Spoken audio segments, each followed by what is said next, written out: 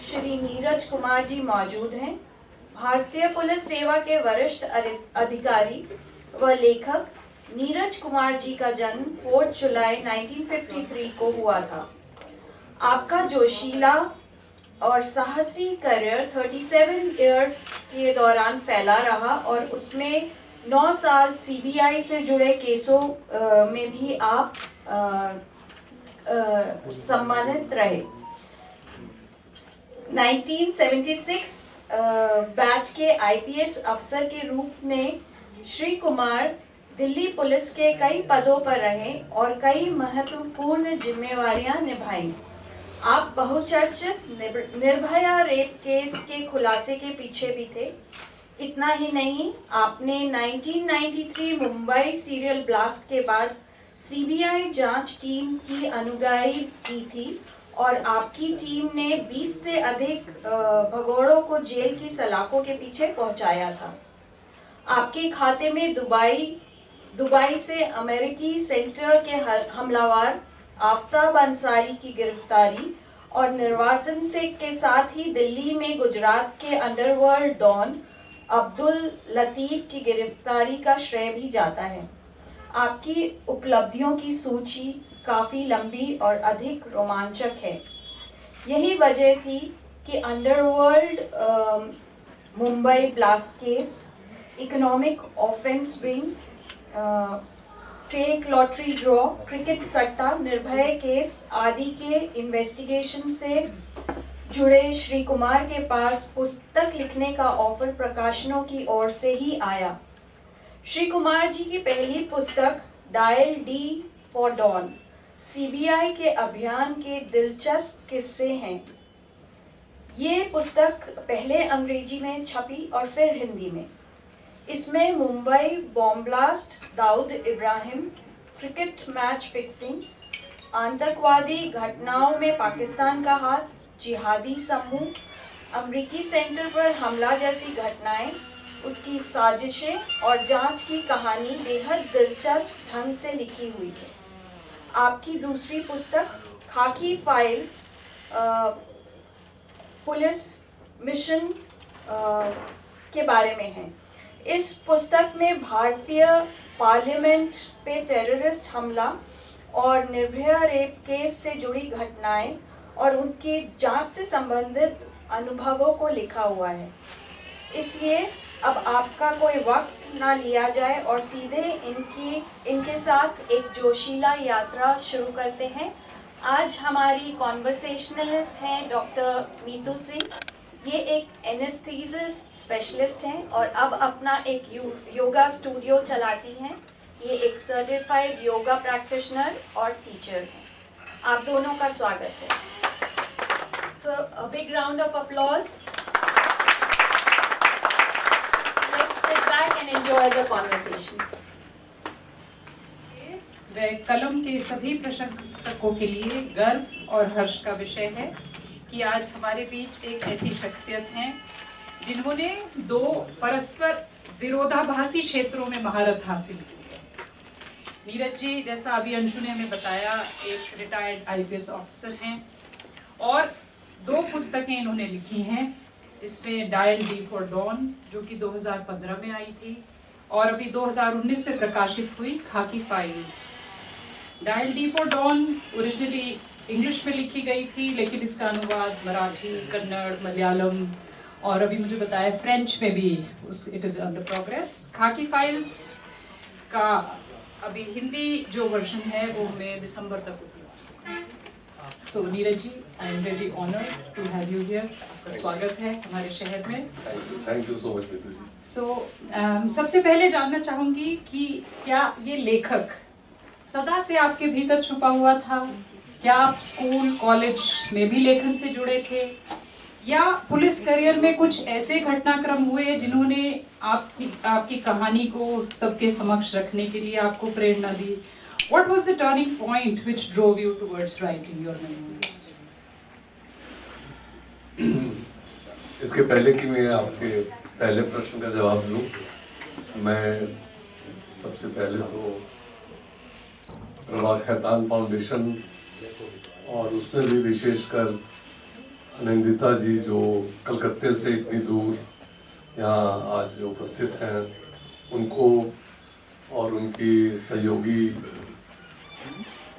सहयोगियों का मैं तहे दिल से शुक्रिया अदा करता हूँ कि उन्होंने मुझे ये मौका दिया। और ये पहला मौका नहीं है। प्रभाग खैतान फाउंडेशन के तहत कई फंक्शंस में मुझे बुलाया गया है। जब कोविड बिल्कुल अपनी पराकाष्ठा पर था, तभी अनिंदिता जी ने कई सारे वर्चुअल इवेंट्स मेरे साथ ऑर्गेनाइज किए,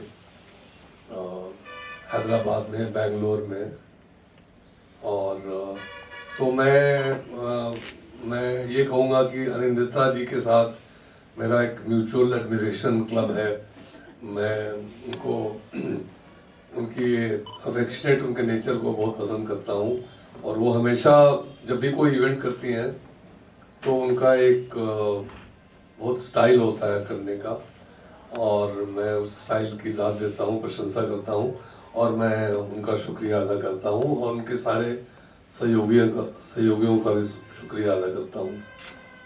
मेरठ में एहसास, कलम और उन्होंने जिस तरह से मेरा स्वागत किया, आज गरिमा जी के घर पर मेरा लंच था, तो मतलब बहुत अच्छा लगा।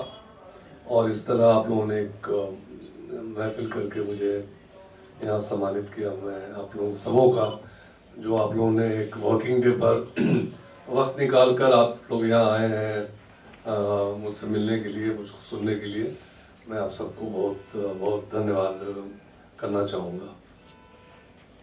और मेरठ के बारे में भी एक दो शब्द कहूँगा।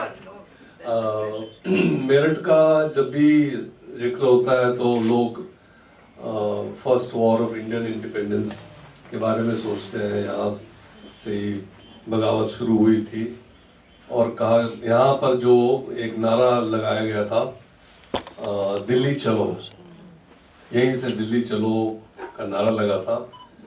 लेकिन मैं इसके विपरीत मेरठ चलो का नारा लगाकर मैं आज दिल्ली से यहाँ आया हूँ। और ये तो खैर हाल फिलहाल समझ लीजिए 1857 तो अभी वो ताज़ा समझ लीजिए भारत के इतिहास में एक चिन्ह है। मेरठ आप लोगों में से ज़्यादातर लोगों को पता होगा, लेकिन मुझे जब मेरठ के बारे में पढ़ने लगा तो पता चला कि रावण का ये ससुराल होता था। मैं राष्ट्र, हाँ, तो मैं उस पर आ ही रहा हूँ। तो मंदोदरी के पिताजी मैसूर होते थे, और उनका चूंकि मैसूर का नाम था तो महाराष्ट्र, और उसी का अपभ्रंश है मेरठ। और लेकिन ये शब्द मैं जो है वो बहुत अहमियत रखता है। मैं का आप लोगों को बताइए, मैं का उर्दू में, हाँ। और उसकी एक खासियत ये है कि इर्द गिर्द मेरठ के शुगर बोल ऑफ इंडिया जो है वो मेरठ है, और बिना शुगर के, बिना मोलासेस के शराब बन नहीं सकती। और इसलिए मैं, और एक और कनेक्शन है जो शायद आप लोगों से कुछ लोगों को पता ना हो, कि मिर्जा गालिब साहब जो हैं वो यहाँ की छावनी में आते थे वाइन खरीदने। हाँ, उनका उसका जिक्र है। और एक वो वाइन खरीदते थे जो बकायदा इंग्लैंड से आती थी, उसका नाम था ओल्ड टॉम। ओल्ड मंक तो अब आया है, उस समय एक ओल्ड टॉम होता था। उसको जब भी उनको कोई वजीफा या कोई भी उनका दीवान छपा या कुछ छपा, तो उससे जो पैसे मिलते थे तो उसका वो, और कर्ज तो समझ लीजिए इतना कर्ज था उन पर। उनका एक शेर भी है, कर्ज की पीते थे मैं और समझते थे कि हाँ लाएगी हमारी फाका मस्ती एक दिन रंग। तो खैर वो यहाँ से खच्चरों पर लाद कर शराब ले जाया करते थे दिल्ली। तो आप यूँ समझ लीजिए कि मेरठ का की जो अहमियत है वो कहाँ तक पहुंची हुई है। तो लेकिन मैं अपने बुक के सिलसिले में आया हूँ और मैं सोचता हूँ कि शायद बुक लिखने का जो सबसे अच्छा सबसे बड़ा फायदा मुझे हुआ है वो यही है कि जगह जगह जाना, लोगों से मिलना, नए लोगों से मिलना और नई नई बातें सीखना। तो हाँ, अब आपके प्रश्न पर आते हैं कि अबाउट द ऑथर इन मी। तो पढ़ने का और थोड़ा बहुत लिखने का शौक मुझे बचपन से रहा है। मैं बहुत ज़्यादा पढ़ता था और ज़्यादातर हिंदी की किताबें पढ़ता था, मुंशी प्रेमचंद और कुछ उस समय बचपन में जब आप टीनेजर थे हमारे ज़माने में गुलशन नंदा बहुत पॉपुलर हुआ करते थे। उसके अलावा भी काफ़ी क्लासिक्स वगैरह भी मैंने पढ़ा और फिर ट्रेजर आइलैंड, मैकबेथ अंग्रेजी में सब पढ़ाया गया। अंग्रेजी से भी मुझे काफ़ी लगाव था, लेकिन हिंदी हमेशा मेरे दिल के करीब थी और हमेशा हिंदी में मुझे अंग्रेजी से ज़्यादा नंबर आते थे, तो हिंदी से मुझे बहुत प्रेम था। तो लेकिन मैंने कभी सोचा नहीं था कि मैं एक दिन किताब भी लिखूंगा। एक स्वप्न जरूर था कि किताब लिखूं, लेकिन कैसे और कौन पढ़ेगा मेरे द्वारा लिखी हुई किताब। तो कुछ हालात ऐसे हुए जिसका जिक्र मैंने डायल डी फॉर डॉन के प्रीफेस में किया है कि कैसे एस हुसैन जैदी की एक बुक लॉन्च में मैं गया और वहाँ पर कैसे मैंने उनकी क्लास ली, क्योंकि वो एक जर्नलिस्ट हैं बॉम्बे के और उन्होंने बॉम्बे अंडरवर्ल्ड से कनेक्टेड काफ़ी सारी कहानियों पर किताबें लिखते हैं। वो डोंगरी टू दुबई और उनकी एक किताब है बैकुला टू बैंकॉक। तो उसी के बुक लॉन्च में मुझे बुलाया गया था एज ए चीफ गेस्ट। तो जैसे आप मेरे साथ बात कर रही हैं, मैं उनके साथ बात कर रहा था, लेकिन जैसे आप मेरे साथ इतने शीलता से, इतनी सभ्यता से, इतने प्यार से बात कर रही है, मैं वो एक तो जर्नलिस्ट और मैं पुलिस ऑफिसर, तो मैंने तो उनकी समझ लीजिए खाल उतार दी। मैंने कहा कि आपने ये जो कहानियां लिखी हैं इसमें सब कई सारी झूठ है और मुझे पता है ये घटना कैसे घटी थी और इसके एक्चुअल फैक्ट्स ये हैं। तो मैंने I was as rude as I could have been and I thought I have really offended him. और यहाँ तक कि मैंने ये भी कहा कि आपके जो पब्लिशर्स हैं उन्होंने ये गलतियाँ की हैं, वो गलतियाँ की हैं, इतने सारे टाइपोग्राफिकल एरर्स हैं। और जो पब्लिशर्स थे वो फ्रंट रो में बैठे हुए थे, उनका रंग जो है वो लाल पीला सब होता चला गया और मुझे लगा कि जब इवेंट खत्म हुआ तो मैं चुपचाप भागूं वहाँ से, लेकिन खैर उन्होंने मुझे पकड़ लिया। और मुझे कभी उम्मीद नहीं थी कि अगले दिन हुसैन जैदी साहब जाएंगे पेंगुइन रैंडम हाउस और वहां जाकर उन्होंने वहां के एडिटर इन चीफ चिक्की सरकार को कहा कि आपको पता है अगर पुलिस की कहानियां किसी को मालूम है तो वो सो को पता है, आप उनसे लिखवाइए। तो चिक्की सरकार ने मुझे फोन किया, तो मैंने कहा कि आप मुझे कैसे फोन कर रही हैं? तो उन्होंने कहा कि नहीं मेरे पास हुसैन जैदी बैठे हुए हैं और उन्होंने बताया कि आपके पास तो बड़ी कहानियां हैं, तो आप क्यों नहीं अपने मेमोइर्स लिखते हैं? तो मैंने कहा मैं मेमोइर्स वगैरह तो नहीं लिखूंगा, लेकिन हाँ मैं अपने द्वारा किए हुए केसेस का जिक्र जरूर लिख सकता हूँ। तो उन्होंने कहा क्यों ना आप लिखिए, और मेरे पास फिर वो कॉन्ट्रैक्ट आ गया, एक डेडलाइन भी आ गया और फिर एक बार आपके पास एक कमिटमेंट हो जाती है आपकी तरफ से तो आपको फिर वो लिखना ही पड़ता है। डेडलाइन का ख्याल रहता है, अपनी इज्जत का भी सवाल रहता है कि भाई हमने एक कॉन्ट्रैक्ट साइन किया है तो ये निभाना पड़ेगा। तो लिहाजा हम सबकी अच्छी किस्मत रही कि आप उस बुक लॉन्च में गए, आपको इतनी गलतियां मिली। वही मैंने कहा कि that way it has brought us here today in our journey to and हालात कुछ ऐसे हुए तो मैं मतलब ऐसा सोच के नहीं चला था कि, लेकिन बस हो गया। और उसके बाद एक किताब लिखी गई, बहुत पसंद हुई, लोगों ने बहुत पसंद किया।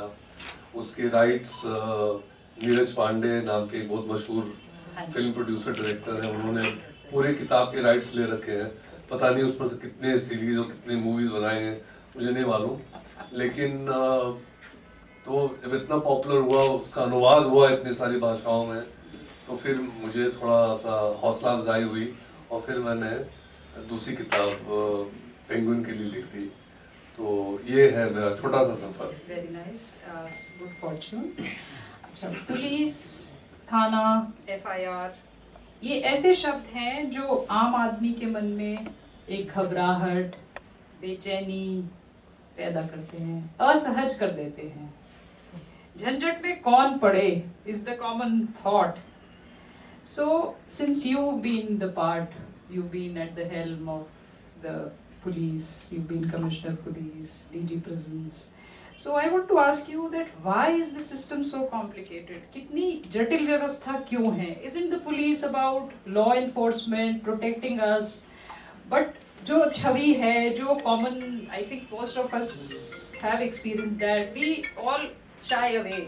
I don't remember a time when I have been sitting this comfortably to any police officer. Good. Yeah. So, can you please tell us why is the system so complicated? And there is, I believe you have written somewhere about police reforms होने चाहिए. So, why are they not happening? Why are we still there where we were, I don't know, ages ago? बिल्कुल ठीक आपने फरमाया कि जो एक जैसे हमारा देश अपने हिस्ट्री से दबा हुआ है, उसी तरह हिंदुस्तान की पुलिस भी जो है अपने हिस्टोरिकल बैगेज से दबी हुई है। और वो बैगेज ये है कि जब हमारा देश गुलाम था तो जो पुलिस फोर्स है उसका इस्तेमाल जो हमारे रूलर्स थे, कॉलोनियल रूलर्स थे, उन्होंने जो दमन पूरे इस पर किया, ऑपरेशन किया, उस ऑपरेशन में पुलिस का ही इस्तेमाल किया। और उस समय भी पुलिस में चलिए superintendent of police, senior officers Britishers हुआ करते थे, लेकिन नीचे के सारे लोग इंडियंस होते थे। और उस समय the goal of the police was not to serve the police, the people. It was to oppress the people. तो दबा के रखना, कोई उससे ये नहीं होना चाहिए। तो वो इमेज जो है वो अभी चली रही है और उस इमेज को खत्म करने की जरूरत है।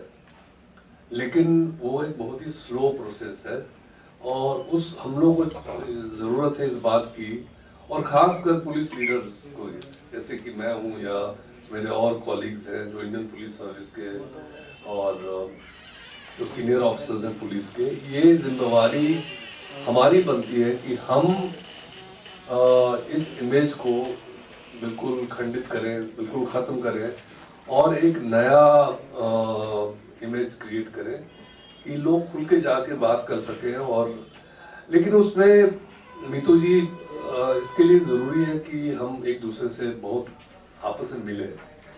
अगर आप ज़्यादा मिलिएगा, अगर मान लीजिए कि ऐसी सभा में आप यहाँ के लोकल कप्तान साहब को या डीआईजी साहब को या आईजी साहब को, जो भी सीनियर ऑफिसर्स हैं, उनसे उनको बुलवा के उनके साथ बातें करें।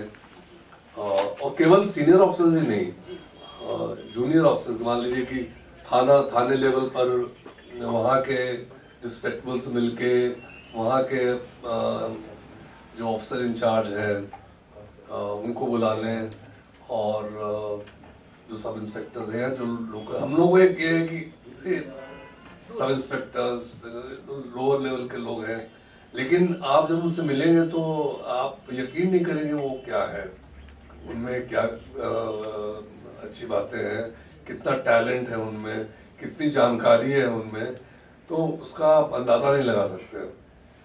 तो अगर वो, जैसे आप हमसे मिल रहे हैं तो आपको कुछ उस इमेज में आपको थोड़ा बदलाव लगेगा, उसी तरह अगर ज़्यादा इंटरेक्शन होता है तो वो इमेज धीरे धीरे सॉफ्ट होगी। और ये जिम्मेवारी सिर्फ आपकी नहीं है, पब्लिक की नहीं है, ये पुलिस की भी जिम्मेवारी है कि हम भी सभाओं का आयोजन करें और लोगों को बुलाएं और उनसे मिलें, ताकि ये जो दूरी है कि जो आपने इस विषय में 2 कार्यक्रम शुरू करे, मैंने पढ़ा, आपका अपडेट और जनसंपर्क करके जी दो हाँ। ऐसे कुछ आपने प्रोग्राम स्टार्ट जी हाँ, किए जी हाँ, थे, जब- कुछ जब- उसके बारे में बताएं। हाँ, जब मैं कमिश्नर ऑफ पुलिस था तो मैंने ये किया था। एक जनसंपर्क तो बिल्कुल यही था जी। कि सीनियर ऑफिसर्स समय समय पर अलग अलग जगहों पर जाए और एज अ मूवमेंट ये शुरू करें ताकि पब्लिक के लोग, और अच्छा पब्लिक का मतलब ये नहीं है कि सिर्फ जो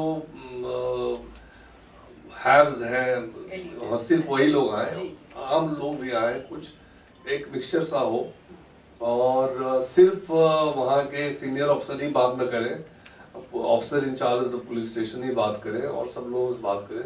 तो ये जनसंपर्क अभियान, और बाकायदा अखबार में वो खबर छपती थी और एक एडवर्टीजमेंट छपता था कि ये जनसभा जनसभाएं जनसंपर्क सभाएं होंगी और इस डेट पर इस वेन्यू पर होंगी, तो लोग आए और अपने सीनियर ऑफिसर से मिले। तो ये चला। अब धीरे धीरे पता नहीं आगे क्या हुआ नहीं हुआ मुझे नहीं मालूम, लेकिन ये एक छोटा सा कदम मैंने उठाया था। आपका अपडेट भी इसी दिशा में एक कदम था, क्योंकि मान लीजिए आपने एक FIR लिखवाई, आपके घर में एक चोरी हो गई या आपके घर में कोई और, या आपकी गाड़ी चोरी हो गई, कुछ भी हो गया, आपने FIR तो लिखवा दिया लेकिन आपको कोई उसके बाद खबर नहीं मिलती। आप कहीं पता लगाने भी जाए तो आपको कोई ये नहीं होता, तो देयर इज नो फीडबैक। तो मैंने ये किया था कि जो इन्वेस्टिगेटिंग ऑफिसर है, ऑफिसर वो समय समय पर वो बताता रहे कि मैं ये कर रहा हूँ, मैंने पिछले 15 दिन में ये काम किया आपकी गाड़ी ढूंढने के लिए, या आपके घर से कोई मिसिंग बच्चा है या कोई चीज है तो हम लोग यहाँ गए वहाँ गए, ये ढूंढा आपने ये क्लू दिया था, उस पर मैंने ये फॉलो अप किया, इत्यादि इत्यादि। तो ये सब चीजें कॉन्फिडेंस बढ़ाने के लिए। जी हाँ, तो ऐसे ऐसे कई सारे कदम उठाए गए और ऐसे हमेशा उठाए जाने चाहिए ताकि जो फासला है पब्लिक का पुलिस के बीच में वो कम हो। खाकी फाइल्स के बारे में बात करें तो सभी 9 केसेस एक से बढ़कर एक हैं, आई ओपनर्स हैं। In fact Razak lottery case, a matter of chance हो, devil's advocate, moon gazer. I want to ask you, आपके लिए सबसे ज्यादा सेटिस्फाइंग केस कौन सा है, इसमें से कौन सा चैप्टर है, और कौन सबसे ज्यादा चैलेंजिंग है और क्यों? देखिए चैलेंज 2 किस्म का होता है जी। एक तो होता है कि केस इतना जटिल हो जिसमें कि आपको समझ में नहीं आ रहा कि हम कैसे क्रिमिनल तक पहुंचे, तो वो जितना जटिल होगा केस तो उसमें वो चैलेंज उतना ही ज्यादा होता है और वो प्रोफेशनली आपको सेटिस्फाई करता है अगर वो क्रैक हो गया तो। और आपकी नींद बिल्कुल हवा कर देता है, आपको नींद नहीं आती कि ये केस क्यों मैं फंसा हुआ हूँ, इतना शोर मच रहा है पूरे शहर में और मैं वो केस सॉल्व नहीं कर पा रहा हूँ।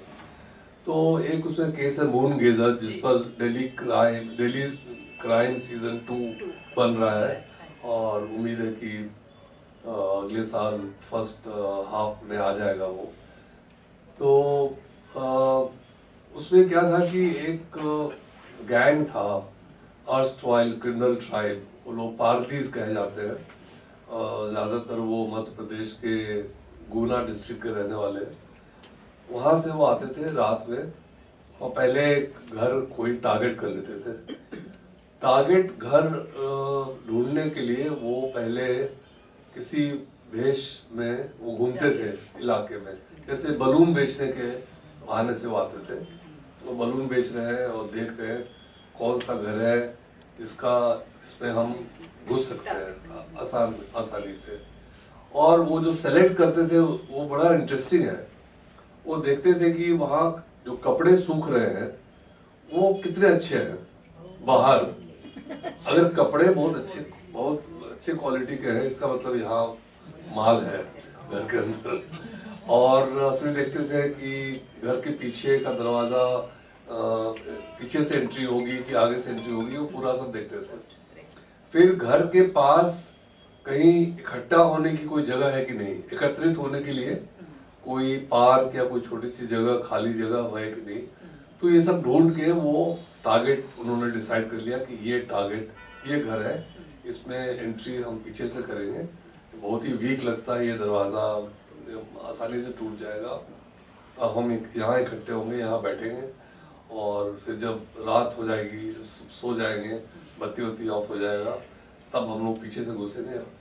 लेकिन जो सबसे खतरनाक बात थी वो ये कि वो एक बार घर के अंदर आ गए तो सबसे पहला काम वो ये करते थे, घर में जितने लोग हैं सबको मार देते थे, बिना किसी रेजिस्टेंस, बिना किसी प्रोवोकेशन। वो बच्चा हो या बूढ़ा हो। एक केस में 80-85 साल की विधवा, ये वृद्धा महिला थी, उनको मार दिया। कहीं एक 32 साल की एक लड़की थी, श्रद्धा खेतपाल, अकेले थी, उसको मार दिया। कई 6-7 लोग फैमिली मेंबर्स हैं, सबको मार दिया। और एक के बाद एक ये केसेस हो रहे हैं और वो वहां मार के चले जाते थे, कुछ उसके बाद कोई पता नहीं चलता था। और वो रहने वाले गुना के थे, कोई क्लू नहीं, कुछ नहीं, फिंगरप्रिंट्स कोई मैच नहीं करता था हम लोग के डेटाबेस से, कहीं कोई लीड नहीं था। अब आप समझ लीजिए कि शहर में कितना शोर होगा। फॉर्चुनेटली उन दिनों टीवी वगैरह चैनल्स नहीं आए थे, तो इतना ज्यादा भी शोर नहीं था, लेकिन फिर भी शोर था, ऐसी जघन्य घटनाएं घट रही थी। तो करते करते फिर एक बहुत छोटा सुराग मिला। उस सुराग से मुझे कुछ ख्याल आया कि ऐसा, जब मैं फलां डिस्ट्रिक्ट में था और केस मुझे मेरठ में भी याद है। हाँ सरिया, सरिया मारते थे, सरिया से मारते थे। हाँ, वो उसको दौलतिया बोलते हैं। अच्छा, मतलब they are related gangs and they used to come in underwear, कच्छा हम लोग जब उनको हम लोगों ने इंट्रोगेट किया तो आप लोग सुन के आप लोगों को हैरत होगी कि वो कहते थे कि हम पाकिस्तान तक ऑपरेट करते हैं, कश्मीर से ये क्या, हम लोग तो मतलब cross over, we go operate in Pakistan and come back. और वो जब कहते थे, जब मैंने पूछा कि कहाँ आप लोगों ने किया है, तो हाँ फलाना जगह पर ऐसे किया था, वहाँ हमने 7 इंसान मारे थे, वहाँ हमने 6 इंसान मारे थे। तो मैंने कहा तुमने तो इंसान मारे थे और तुम क्या हो, तुम इंसान नहीं हो। चुप, मतलब वो हैवान है, अपने आप को हैवान समझते हैं। इंसान जो बाकी लोग हैं वो इंसान है, वो they are different. And from a very young age उनकी ट्रेनिंग शुरू होती है। छोटे छोटे बच्चों को समझ लिए, 7-8 साल के बच्चों को ऊपर हाइट से कूदना, ये करना, वो करना। और अगर जब पुलिस की रेड होती है तो औरतें जो है छोटे से बच्चे को विंडशील्ड पर फेंक देंगी। अब अगर बच्चा जाहिर है कि वो जख्मी होगा, पुलिस वाले घबरा जाएंगे कि बच्चा मर गया तो हमारी आफत आ जाएगी। मतलब उनका जो मॉडस ऑपरेंडी है वो, उसका पूरे गांव के चारों तरफ उन्होंने एक मोट, मतलब एक गड्ढा सा खोद के रखा होता है और एक मचान से वो देखते हैं कि कहीं से पुलिस तो नहीं आ रही है। अगर उनको जरा भी शक हुआ कि पुलिस आ रही है तो उस मोट में, जैसे किले के चारों तरफ गहरा ये होता है, उसमें वो पानी छोड़ देंगे। फिर पुलिस की कोई गाड़ी गांव के अंदर इंटर ही नहीं हो सकती है। मतलब उनके मॉडस ऑपरेंडी के बारे में मैं घंटों बात कर सकता हूँ कि वो कैसे लोग थे। तो जब मुझे याद आया कि ऐसी घटना एक वहां घटी थी, तो ये पता चला था कि उसमें पारदीस थे। तो मैंने कहा कि पारदीस से पता करो। फिर पता चला गुना के आसपास उनके गांव है।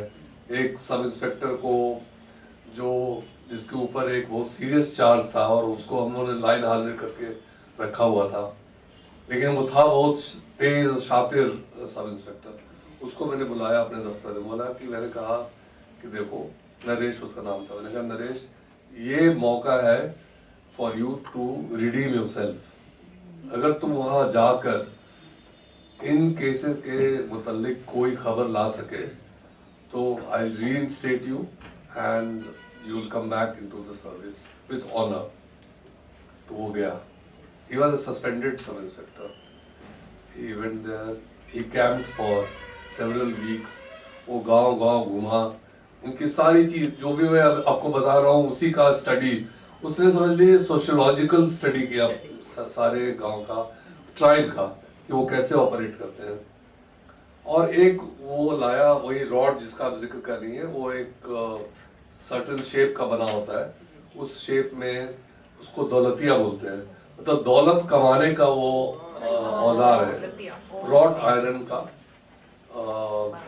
जैसे हसिया हम बोलते हैं ना, एक ऐसे सीधा, फिर यूं, फिर छोटा सा ऐसे टिप, तो उससे वो दरवाजा भी तोड़ते हैं, उससे वो अंदर घुस के वो सभी लोगों के फोड़ते हैं, मारते भी हैं, और उसी से अलमारी भी तोड़ते हैं। तो वो दैट इज दौलतिया, दौलत कमाने का वो औजार है। तो फिर मैंने अपने सारे लोगों को थाने थाने जाकर वो दिखाया, देखो ये दौलतिया है, अगर कोई घटना घटे या कोई आदमी आपको आपने पकड़ा पेट्रोलिंग के दौरान, तो समझ लेना कि ये बहुत इंपॉर्टेंट क्रिमिनल है, और उस आदमी को छोड़ना मत, उससे इंटरोगेशन होगा तो हम लोग फिर आगे इन केसेस को वर्कआउट कर पाएंगे। तो अब ऐसा था कि जब इतनी मेहनत हुई थी, तो हमेशा मेहनत का फल कहते हैं मीठा होता है। इस सब ब्रीफिंग के समझ लीजिए 2 या 3 हफ्ते के अंदर एक दिन रात में कुछ हमारे पेट्रोलिंग पार्टी ने 2-3 लोगों को सस्पिशियस सर्कमस्टांसेस में देखा और फिर चेज किया। जब वो भाग रहे थे तो उनको किसी तरह से पकड़ा तो उनके पास एक दौलतिया मिल गया।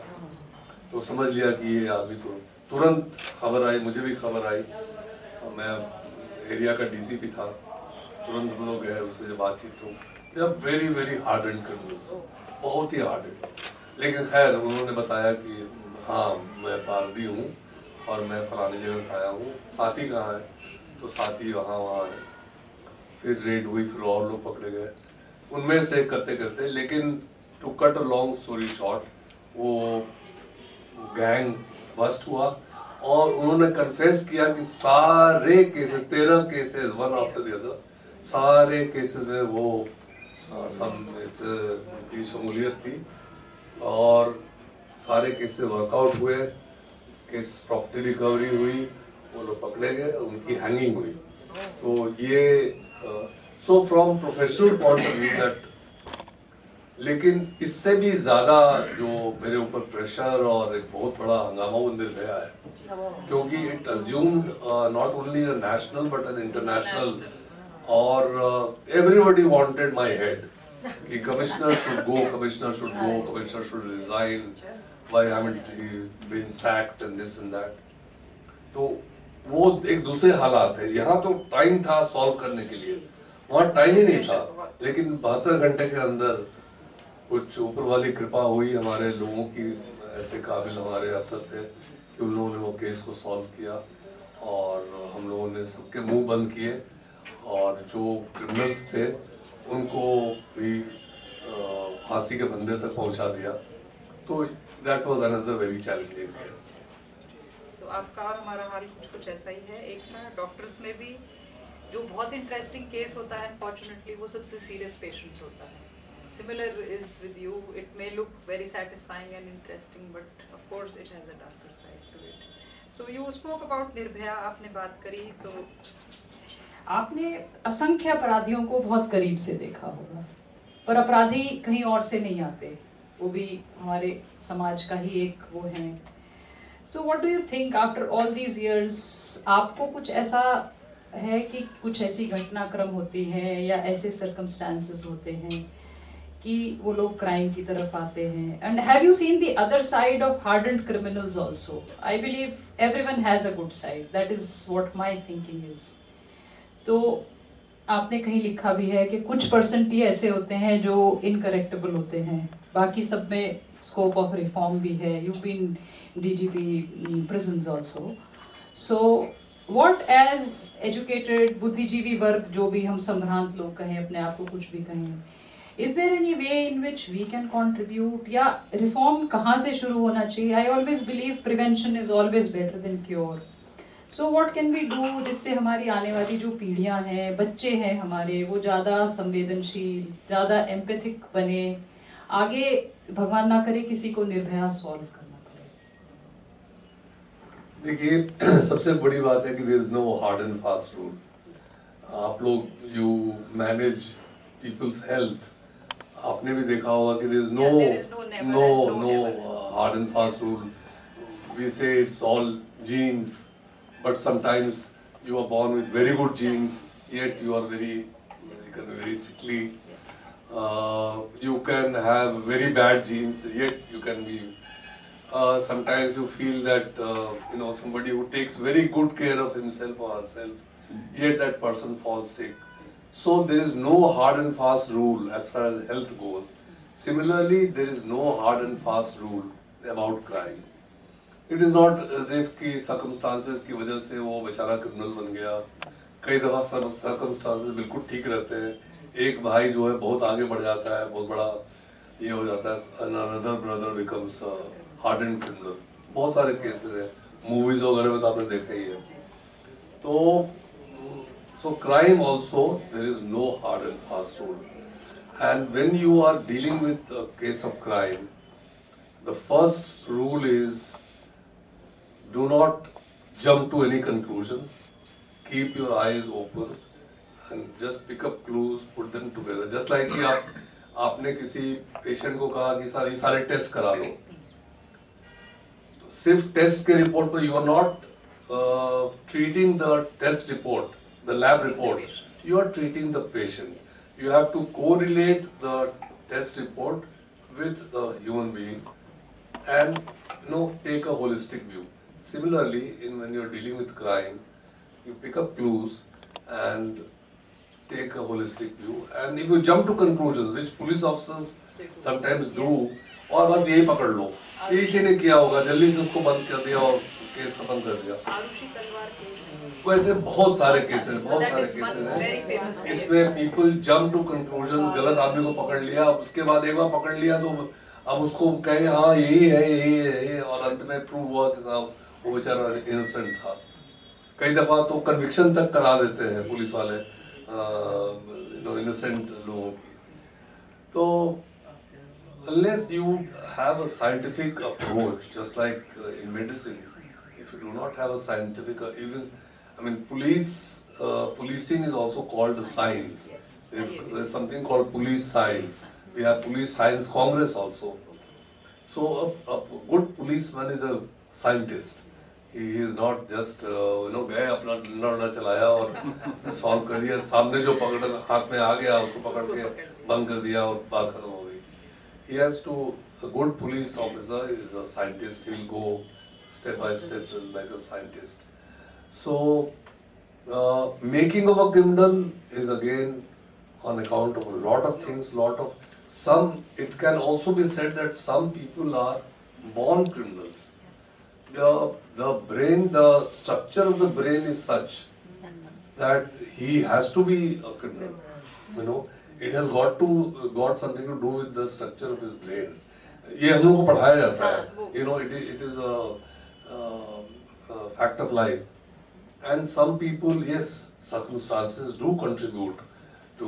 कोई भूखे मर रहा है, बच्चा अपने बिलखते हुए, बच्चों को बिलखता हुआ नहीं देख सकता, वो जाके कहीं से चुरा के कुछ ले आता है खिलाने के लिए, वो भी होता है.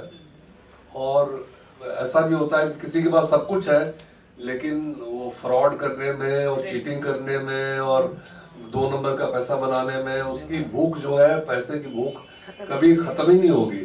बल्कि आजकल जो हमारा सभ्य समाज है उसमें जो व्हाइट कॉलर क्रिमिनल्स हैं, जो सैकड़ों लोगों को उल्लू बनाकर अपना लॉटरी स्कैम जो इसका मैंने ये लिखा है, that is like that. So it is a combination of all kinds of criminals. And just because somebody is very soft spoken and very well dressed and has been to good universities and good college doesn't mean that he cannot be a criminal. He can be a criminal. You'll never get to know. And I was telling when I was having lunch at Garmaji's place that I have dealt with criminals. If they walk into this gathering, you will welcome them. They look so sophisticated, but they are people who have killed 10, 20 people who indulge in kidnappings for ransom, and they look so sophisticated. Aftab Ansari का जिक्र किया मेरे introduction में. If you meet him, उसका picture भी है किताब में, फर्स्ट बुक में. कोई कह नहीं सकता कि वो एक क्रिमिनल है, वो इतना डेस्परेट क्रिमिनल है. और लेकिन और कुछ लोग बहुत सभ्य होते हैं लेकिन देखने में भयानक लगते हैं. Never know. So it works both ways. CBI में आपने काफी समय गुजारा है. CBI, when we all hear, looks like most glamorous police force. हर चीज जो कहीं solve नहीं हो रही, okay, to the CBI and your mic, me too, your mic. so what I want to know is that how much political pressure, push and pull is there, and righteous, कर्तव्यनिष्ठ, स्पष्टवादी जो भी officers हैं उनको काम करने में रुकावटें तो आती होंगी. कितनी एंग्स्ट होती है और कैसे उससे डील करते हैं?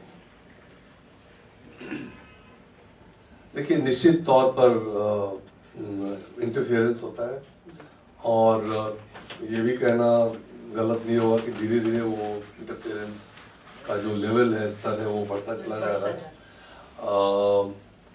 और पॉलिटिशियंस ये भी हम लोग को स्वीकार करना पड़ेगा कि हमारे ही रिप्रेजेंटेटिव्स हैं.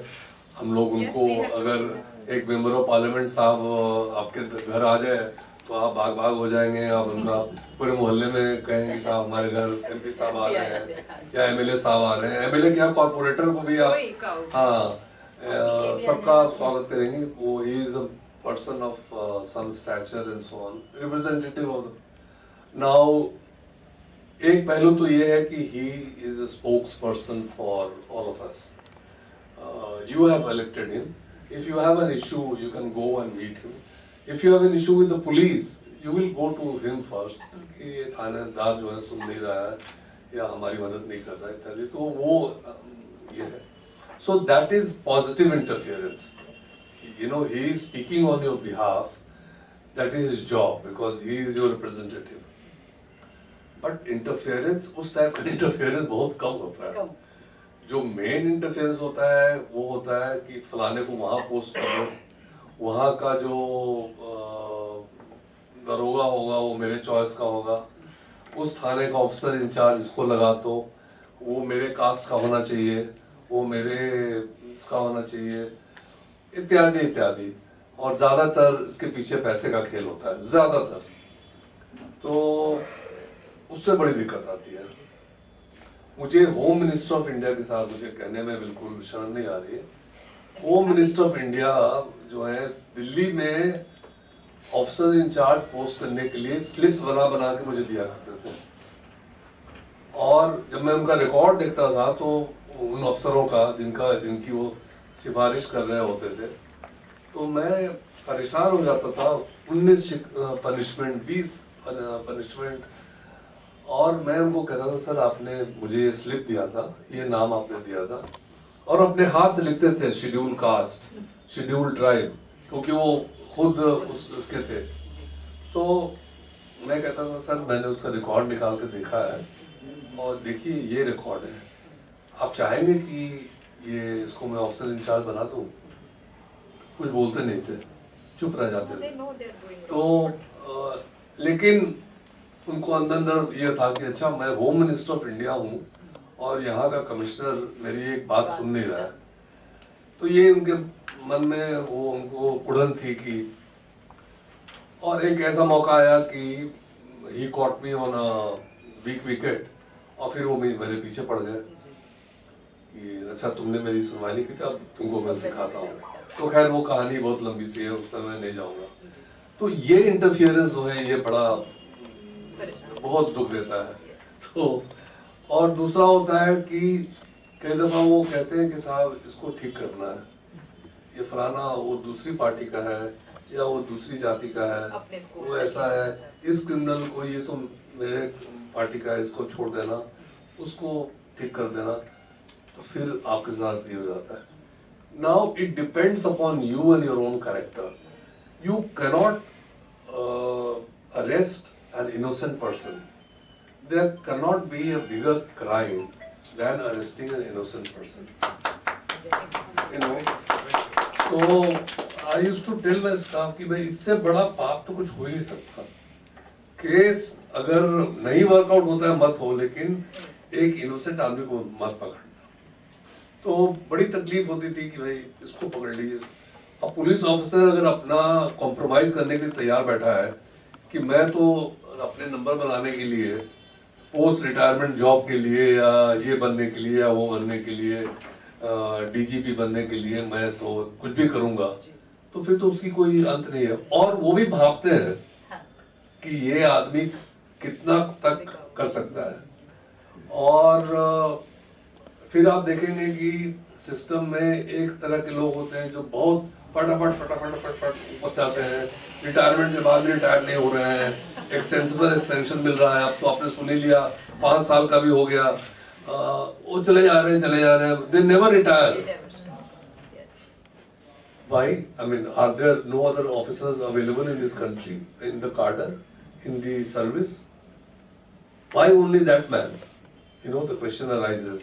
He has served his tenure, he has retired. Let him go. He was very good, he was excellent, he was superb.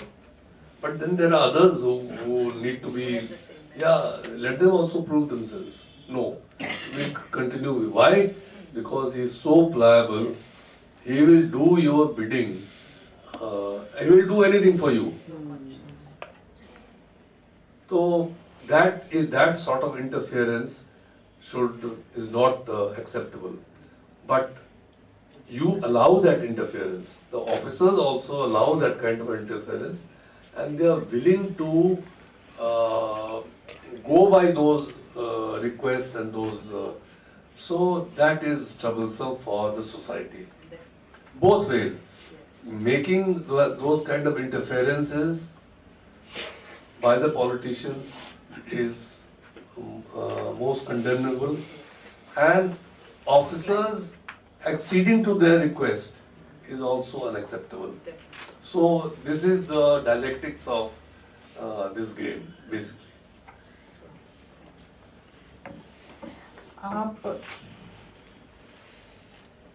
Please. आप एक पति हैं, पिता हैं, और अभी आप नाना भी बने हैं. So I want to ask you, how did you manage your work and home life balance? Were there some important events in your house which you missed and you regret not being able to be a part of those important, when you were doing your duty, you were unable to be present somewhere where you ought to have been? एक बात मैंने अपनी wife से कहा था जो मैं भूल गया था. बहुत सालों के बाद उसने याद दिलाया कि I had told her that you are my second wife. My first wife is my job.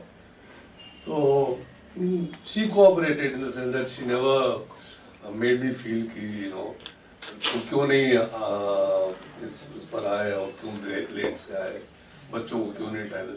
So frankly I was given a totally free hand to do my job, and so that was one good thing, and I don't think I have any regrets कि मैं ये नहीं कर पाया, वो नहीं कर पाया. I was posted in Delhi and northeastern states, also in Goa. Yes, I could have devoted much more time to my parents who were in Patna. But otherwise, most of my social duties I could do, or I never have that guilt that I could not perform these duties as a father or as a grandfather. Malaji deserves a round of applause. Yes. It's not here. You've proven that behind every successful man there is a woman, right? So I think we need to open the session for questions. Our audience also has some questions. It's been a pleasure talking to you. Now I hand over to Garima. Any questions?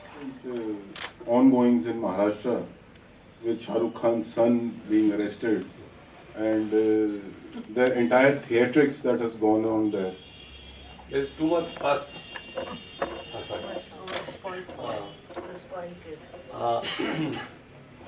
First, this we were talking at lunch also. Comment about Aryan Khan case. I want to preface my answer with one small information which you must know too, so that you will take things in the right perspective. There are 33 countries in this world where any association with drugs, whether it is supplying, whether it is transporting, whether it is storing, whether it is peddling, or whether it is using as an addict. If you are connected with any one of these activities, you will be punished with death. And in the past, I think 10 years का data है, net पर मैंने देखा है, 1,362 people have been hanged or put to death because of being a part of that entire chain. Because we are dealing with the menace of drug trafficking. Now, drug trafficking is a question of supply and demand. If there is a demand by the end users, there will be a supply. And if there is supply, there will be a supplier, there will be a transporter, there will be a vendor, there will be a peddler, and there will be the end user, and vice versa. So, as a country, we have a law. As of today, we can say this law should be changed. People like Aryan Khan should be not touched. We should allow them to indulge in consumption of drugs. Let there be parties, rave parties, at our homes. Let drugs be served openly. Let cocaine be served, and poor chaps, they are only having their users. We should catch the suppliers. Why should we catch them? What about Mudra Port? What happened? One minute. So I am saying that it is our choice. What is it that we want? Do we want rave parties? And do we want Mudra Port? Do we want large scale? See, both, whether you are sending drugs at Mudra Port or whether you are consuming drug, 33 countries in the world, both will be hanged. Simple. In our country, the law, if you read the NDPS Act, the end user is given 1 year imprisonment. 1 year imprisonment. But his offense is non-bailable. ऐसा नहीं कि आप पकड़े गए और अगले दिन आपको बेल मिल गई, आप घर चले गए. No. You will be, till the trial starts, you will continue to be in jail, and once the trial starts at an appropriate time, you will be allowed to go on bail. And once, if you are convicted, well and good, then you complete 1 year. If you are not convicted, then you go home. So, in this case, as per the law, as it stands today, he was involved.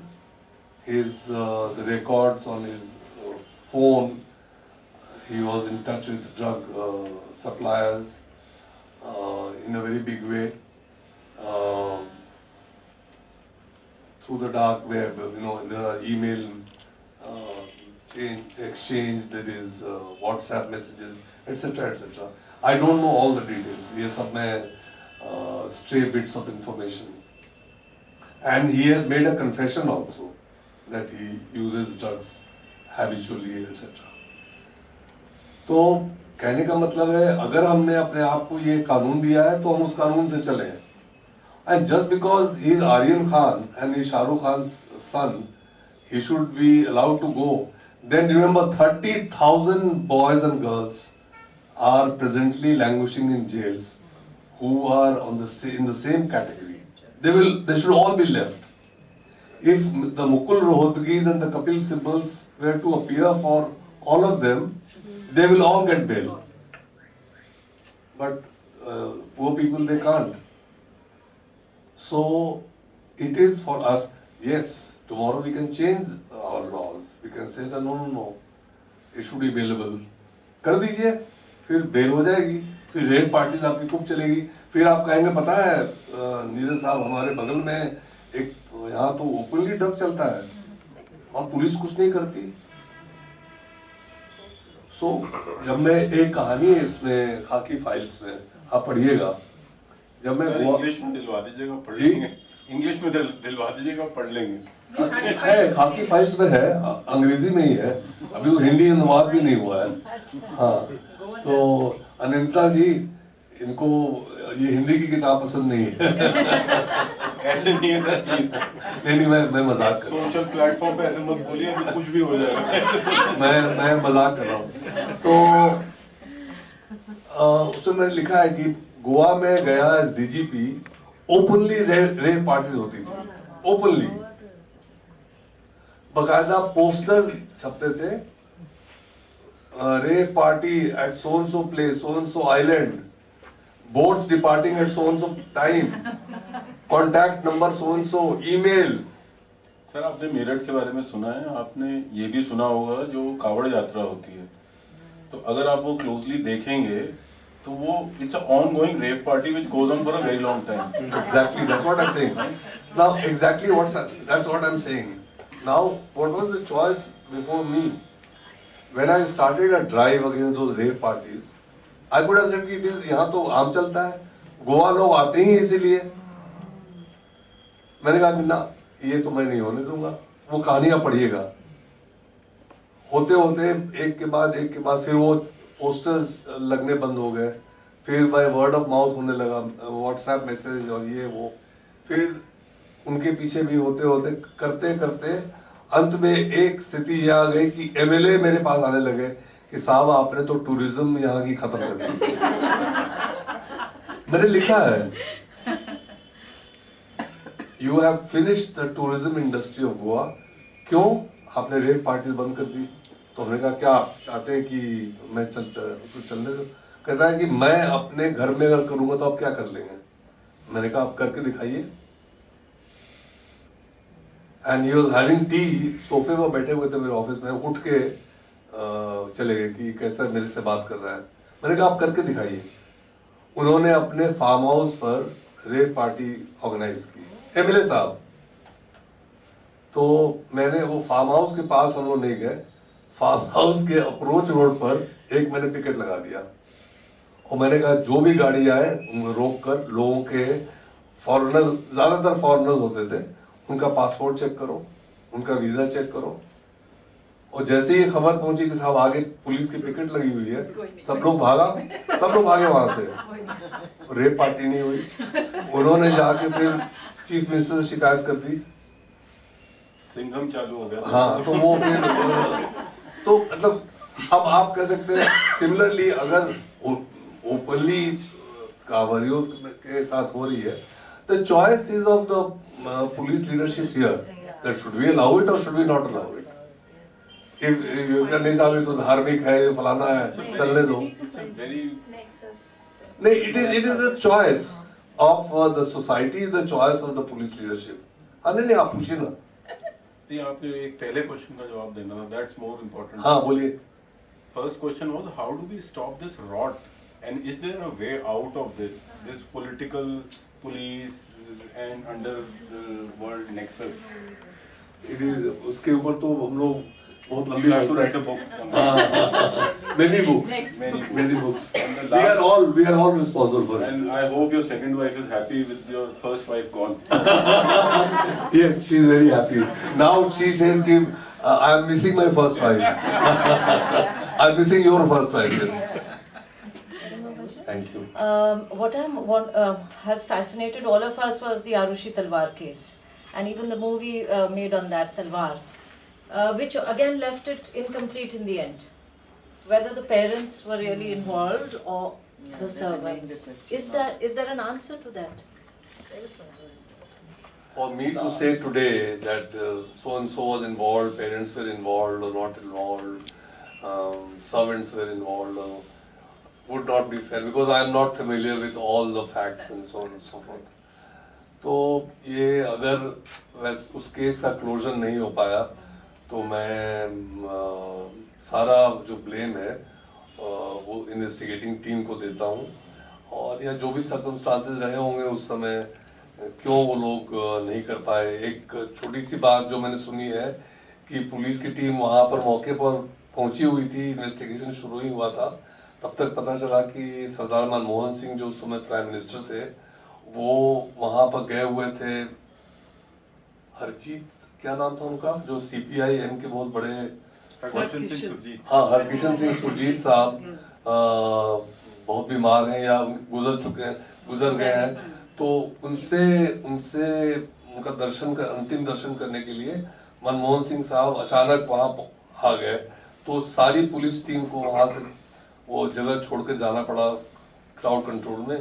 इस बीच में press वाले आए, उन्होंने पूरा scene of crime खत्म कर दिया, इत्यादि इत्यादि। तो बहुत सारी कहानियां हैं, बहुत। Only people who have dealt with the case, and it was later handed over to the CBI when all the clues were finished and all that. So I think it would be only fair that this question is answered by them. So I would refrain from making a final comment.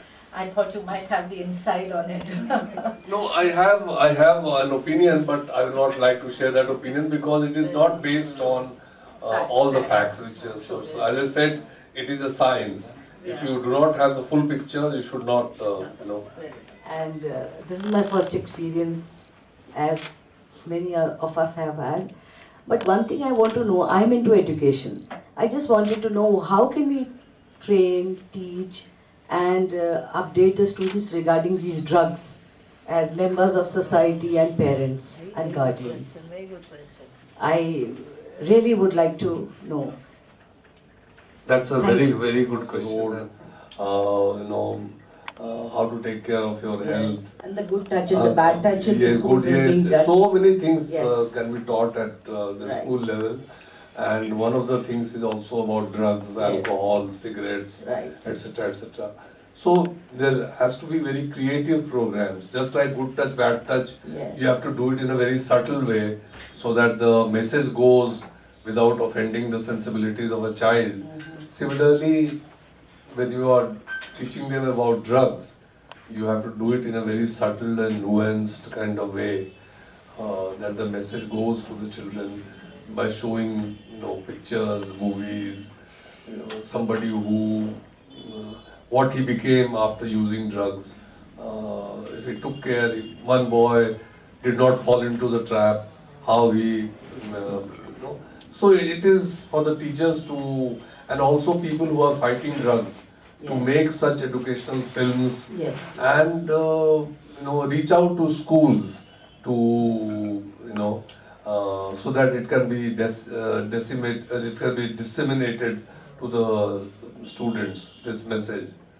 And at the same time, I might like to add that you should invite police officers to your schools, Okay. so that this hawa about the police, Yeah. it goes. This is a very good Yes, suggestion. you should, Very good every suggestion. school, some police officer, maybe local, they did not get the SSP or DIG because they will never have the higher, time. of course. But local थाने में अगर आप जाए कहें कि हम लोग एक Delhi police week करते हैं हर साल, उसे बच्चों को थाने ले जाते हैं। अच्छा। वो जो थाने में जो खौफ होता है ना, आप देखिए बच्चे जो है ना, जो अंदर जाते हैं तो अंदर जाने में सहमते हैं कि नहीं हम नहीं जाएंगे। हाँ, लेकिन अंदर जाते हैं, फिर वो लॉकअप देखते हैं, पुलिस वालों से मिलते हैं, बैरक्स देखते हैं, and when they come back laughing, happy. Oh, we met so many police uncle and all that. So this bridge, again, the initiative should actually come from the police.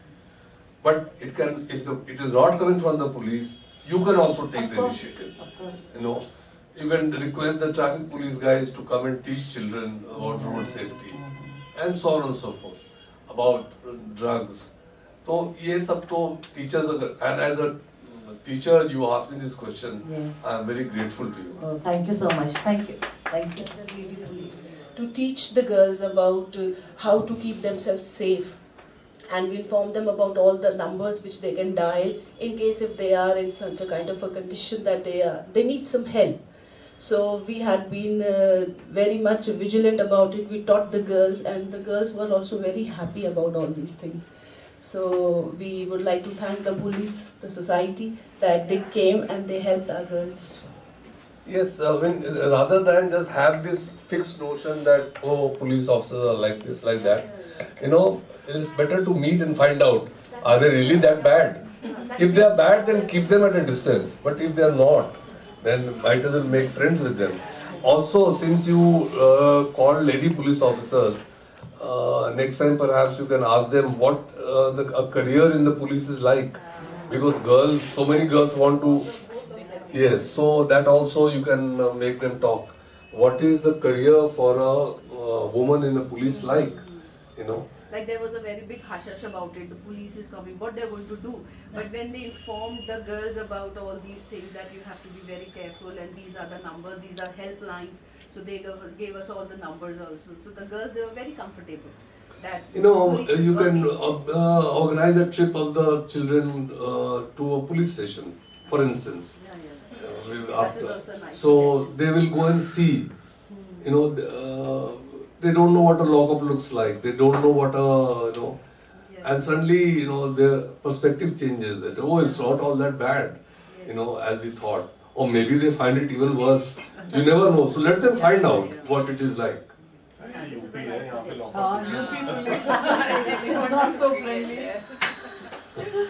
चलते कट्टे चलते हैं। No thanks, sir. आपसे 2-3 छोटे सवाल हैं, अगर आपकी इजाजत हो तो आप प्रेस से तो नहीं है? नहीं जी, मैं प्रेस से नहीं हूँ, छात्र हूँ। मैंने आपका इंटरव्यू देखा। जब भी मैं प्रभा केतन फाउंडेशन के किसी कार्यक्रम में आता हूँ तो जो भी अतिथि आते हैं मैं उनके बारे में स्टडी करके आता हूँ। आपका एक इंटरव्यू देख रहा था, उसमें पता चला कि आपको दाऊद इब्राहिम का फोन आया था। ये कहाँ तक सच है? ये तो मैंने लिखा है किताब में, डायल डी फॉर डॉन। वो किताब का नाम डायल डी फॉर डॉन इसीलिए है। आज मिलेगी, आप पढ़िए। अच्छा, थैंक यू सर। शुरुआत तो मैंने की थी, मैंने ही फोन किया था किसी के माध्यम से, क्योंकि जिसके माध्यम से किया था उसने मुझे बताया कि वो सरेंडर करना चाहता है, आप एक बार उससे बात कर लीजिए। तो मैंने कहा ठीक है, बात कराओ। फिर बात हुई, 3 दफा बात हुई, लंबी बात हुई, आधे घंटा 40 मिनट वगैरह वगैरह। तो फिर उस समय बात हो गई, बात खत्म हो गई। वो सरेंडर कहाँ करेगा, नहीं किया उसने। लेकिन मेरे रिटायरमेंट के करीब 20 या 25 दिन पहले उसी समय वो क्रिकेट का स्पॉट फिक्सिंग केस हुआ था और हम लोगों ने ये निकाला था कि वो उससे डायरेक्टली कनेक्टेड है स्पॉट फिक्सिंग से, और उसको केस में अक्यूज बनाया था, उसको उसने भगोड़ा डिक्लेयर करवाया था।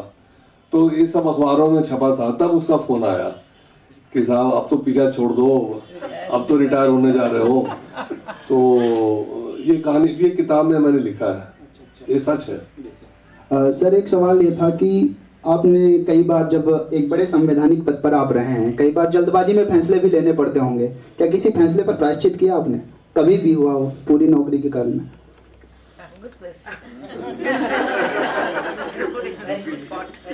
सोचना पड़ेगा। ऐसा नहीं है कि कुछ सारे फैसले मैंने सही लिए हैं, गलत भी लिए होंगे और शायद पछताया दूंगा, लेकिन अभी ऑफ हैंड मुझे याद नहीं आ रहा। नेक्स्ट किताब का एक सामाजिक सवाल था सर, जैसे कि आप लगातार मीडिया में इस समय देख भी रहे होंगे, और उत्तर प्रदेश को लेकर के अगर कहा जाए तो बहुत ही घटनाएं होती हैं। पुलिस हिरासत में जब किसी की भी वो जायज मृत्यु हो रही है, नाजायज हो रही है, नहीं पता चलता, तो क्या आप उसे लोकतंत्र की हत्या मानते हैं? इस पर आपके विचार क्या है? नहीं, मतलब अगर पुलिस में क्या होता है, पुलिस की हिरासत में किसी भी अपराधी है या अपराधी नहीं भी सिद्ध हुआ है वो व्यक्ति, पुलिस की हिरासत में उसकी मृत्यु हो जाती है। और उत्तर प्रदेश में पिछले 1 महीने में अगर देखें तो लगभग 15-20 केस ऐसे मिले पिछले 1 महीने की बात। अभी कल एक कानपुर में केस हुआ है। तो आप उसे लोकतंत्र की हत्या मानते हैं क्या, या इस पर आपके क्या विचार है? देखिए, अगर पुलिस की हिरासत में कोई मृत्यु होती है तो ये जरूरी नहीं है, हम लोग ये लेके चलते हैं कि उसकी इतनी पिटाई हुई कि मर गया। लेकिन मेरे चार्ज में भी ऐसी घटनाएं कई दफा घटी हैं। मैं आई एम मेकिंग कन्फेशन, और ऐसे हालात रहे हैं कि it was beyond our control why that person died. और हमारे ऊपर थाना गिर गया, थाने पर पथराव हुआ इत्यादि इत्यादि, वो सब घटनाएं मैं भी झेल चुका हूँ। तो it is not a common thing कि हर दफ़ा, और ऐसा भी हुआ है कि उसकी कुटाई होने से, मारपीट होने से उसकी डेथ हुई है, ऐसा भी हुआ है। तो अगर वैसा हुआ है तब तो बहुत ही लोकतंत्र की क्या, पूरी मानवता की हत्या है वो। और मैंने कहा कि आप किसी इनोसेंट आदमी को गिरफ्तार करते हैं तो इससे बड़ा कोई पाप नहीं हो सकता। उसी तरह आप किसी अगर अपराधी को अगर थाने में ले आए, मान लीजिए कि वो अपराधी है लेकिन उसको आपने थाने में ही मार दिया, तो इससे बड़ा जुर्म और क्या हो सकता है। Kumar to felicitate Mr. Neeraj Chaudhary.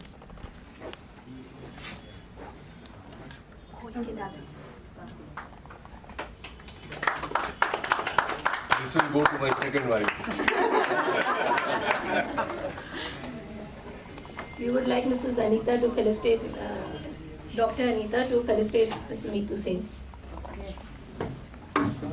And I would like to tell you that my son is also an anesthetist. Wow. Avnish, Dr. Avnish.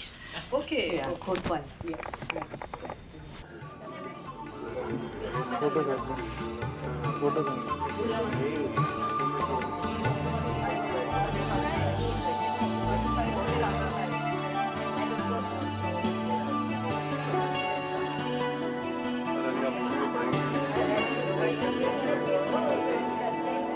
Criminals में कोई जात पात नहीं होता है, ना कोई रिलीजन होता है। Religion was that. Mintu, you're better off with him. Yes, yes. Dr. Rahul. Please come, please come. He's an orthopedic surgeon.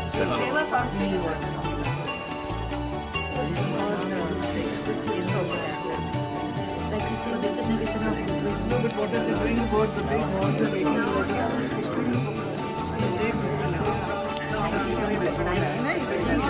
Best wishes. Good one.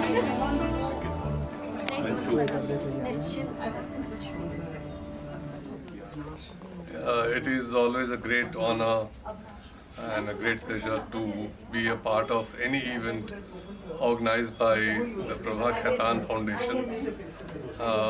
I thank Anindita ji and her colleagues from the core of my heart for giving me this opportunity to meet so many nice people and to encourage me as a writer to carry on. Thank you so very much.